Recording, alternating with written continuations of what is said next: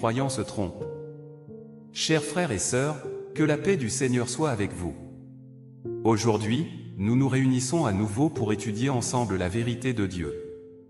Le Seigneur Jésus a dit, « Je suis le chemin, la vérité et la vie ». Jean 14h6. Nous qui croyons au Seigneur chérissons la Bible, car elle est le témoignage de Dieu et constitue une base essentielle de notre foi. Mais comprenons-nous vraiment le sens profond des Écritures? Restons-nous simplement à la surface des mots, au risque d'ignorer les mystères plus profonds que Dieu veut nous révéler?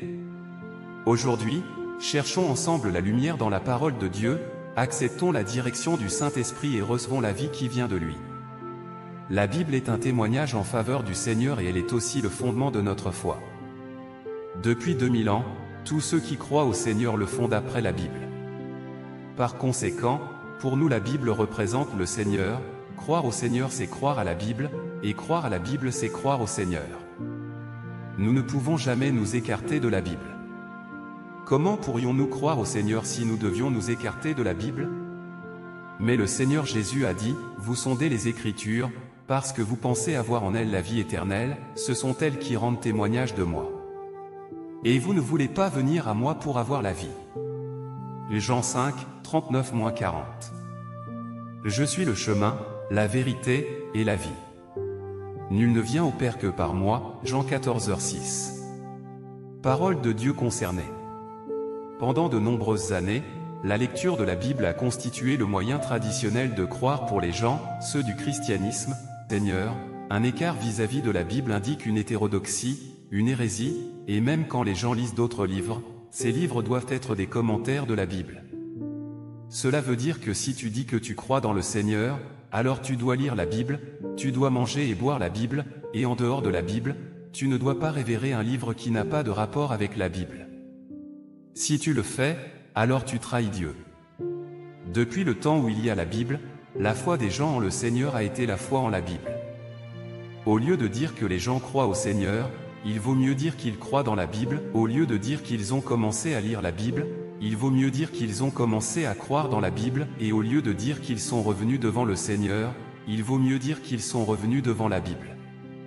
Ainsi, les gens révèrent la Bible comme si elle était Dieu, comme si elle était leur vie, et perdre la Bible serait la même chose que de perdre leur vie. Les gens révèrent la Bible autant qu'ils révèrent Dieu. Il y en a même qui la considèrent comme supérieure à Dieu. Si les gens n'ont pas l'œuvre du Saint-Esprit, s'ils ne peuvent pas sentir la présence de Dieu, ils peuvent continuer à vivre, mais dès qu'ils perdent la Bible ou ses chapitres et passages célèbres de la Bible, c'est comme s'ils perdaient leur vie. Ainsi, dès que les gens croient dans le Seigneur, ils commencent à lire la Bible et ils mémorisent la Bible. Leur amour du Seigneur et la profondeur de leur foi sont prouvés par la qualité de leur mémorisation. Ceux qui ont lu la Bible et qui peuvent en parler sont tous des sœurs et des frères bons.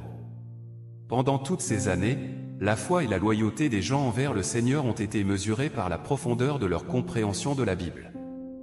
La plupart des gens ne comprennent tout simplement pas pourquoi ils devraient croire en Dieu ni comment croire en Dieu, et, aveuglément, ils cherchent seulement des indices qui leur permettent de déchiffrer les chapitres de la Bible. Ils n'ont jamais cherché la direction de l'œuvre du Saint-Esprit, tout le temps, ils ont seulement étudié et examiné la Bible désespérément, et personne n'a jamais découvert une œuvre plus récente du Saint-Esprit en dehors de la Bible, personne ne s'est jamais écarté de la Bible, ni n'a osé déroger à la Bible.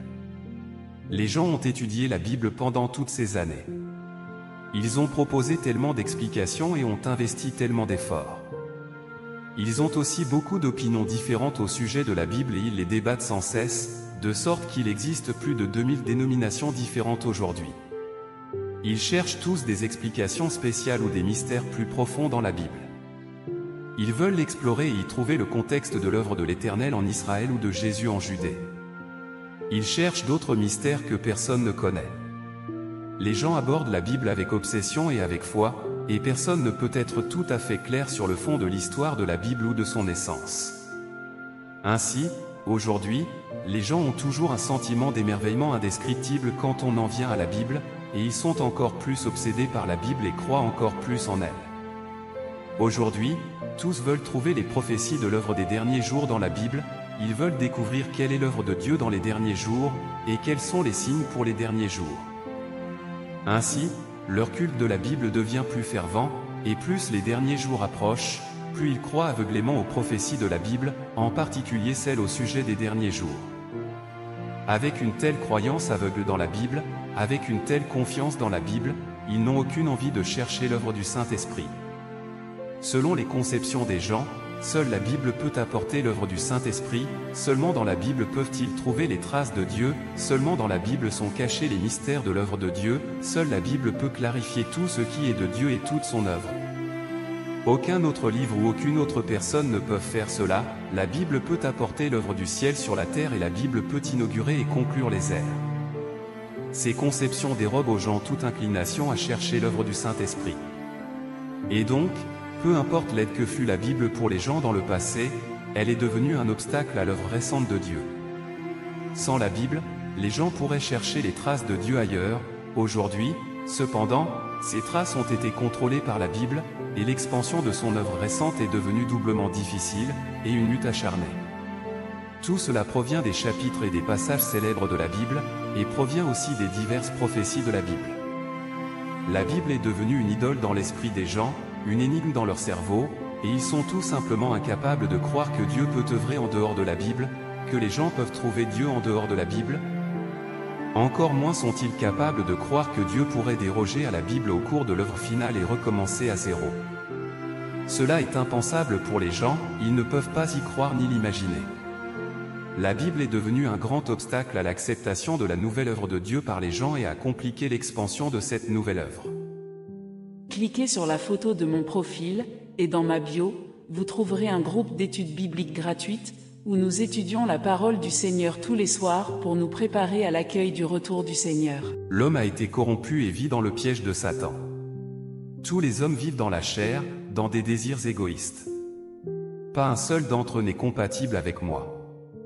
Il y en a qui disent être compatibles avec moi, mais qui adorent tous de vagues idoles. Bien qu'ils reconnaissent mon nom comme saint, ils empruntent un chemin opposé au mien et leurs paroles sont pleines d'arrogance et d'assurance. Car, au fond, ils sont tous contre moi et incompatibles avec moi. Chaque jour, ils cherchent des traces de moi dans la Bible et trouvent au hasard des passages, appropriés, qu'ils lisent sans cesse et récitent comme des écritures. Ils ne savent pas comment être compatibles avec moi, ni ce qu'être en inimitié envers moi signifie. Ils se contentent de lire les Écritures aveuglément.